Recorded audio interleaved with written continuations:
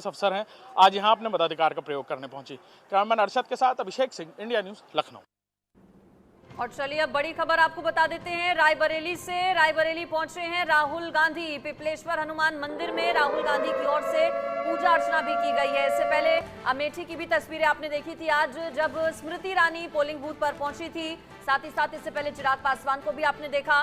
जो कैंडिडेट्स मैदान में हैं वो अलग अलग पोलिंग बूथ का जाकर जायजा ले रहे हैं, लेकिन राहुल गांधी फिलहाल सबसे पहले मंदिर पहुंचे हैं। पिपलेश्वर हनुमान मंदिर में राहुल गांधी की ओर से पूजा अर्चना की जा रही है। इस बार रायबरेली से राहुल गांधी चुनावी मैदान में है उत्तर प्रदेश। हालांकि वायनाड, केरल से भी राहुल गांधी चुनाव लड़ा राहुल गांधी ने, लेकिन अब उत्तर प्रदेश में अमेठी सीट छोड़कर, चूंकि पिछली बार अमेठी सीट से चुनाव लड़े थे, इस बार रायबरेली से मैदान में है और रायबरेली पहुंचे हैं। पिपलेश्वर हनुमान मंदिर में पूजा अर्चना राहुल गांधी की ओर से की जा रही है।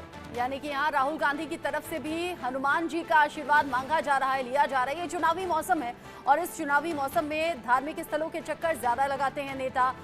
हनुमान जी का आशीर्वाद लेने के लिए राहुल गांधी पहुंचे हैं, मतलब सीधे सीधे रायबरेली के लोगों से तो वोट की अपील की ही, मां सोनिया गांधी ने भावनात्मक अपील भी की।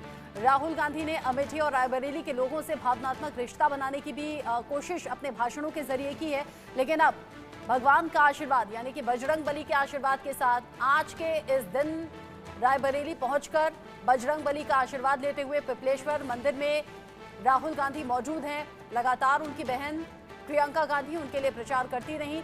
मां सोनिया गांधी के आने पर रायबरेली के लोगों में एक अलग ही उत्साह देखा गया।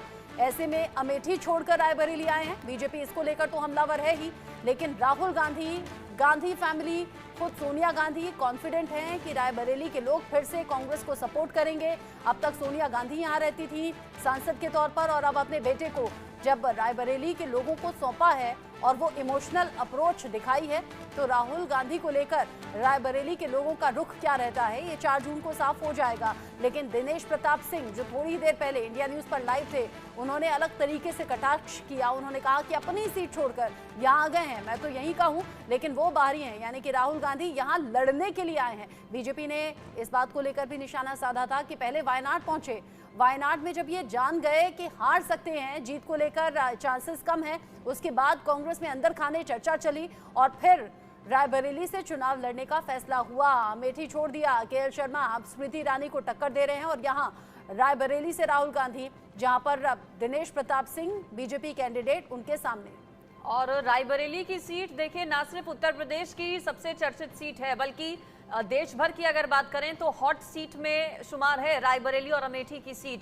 और इससे पहले चाहे बीजेपी के दिग्गज हों या फिर कांग्रेस पार्टी से खुद सोनिया गांधी, मल्लिकार्जुन खड़गे, बहन प्रियंका गांधी वाड्रा ने दिन रात एक कर दिया अमेठी और रायबरेली में प्रचार प्रसार के लिए कई दिनों तक यहीं पर डटी रहीं। भाई के पक्ष में वोट अपील लगातार प्रियंका गांधी की ओर से रायबरेली में रहकर की गई। और बीजेपी के अगर दिग्गजों की बात करें तो केंद्रीय गृह मंत्री अमित शाह रायबरेली पहुंचे और उनकी तरफ से कहा गया, और उसी से अंदाजा आप लगाइए, अमित शाह की तरफ से दरअसल कहा गया था कि नारा दिया गया है अब की बार एनडीए 400 पार।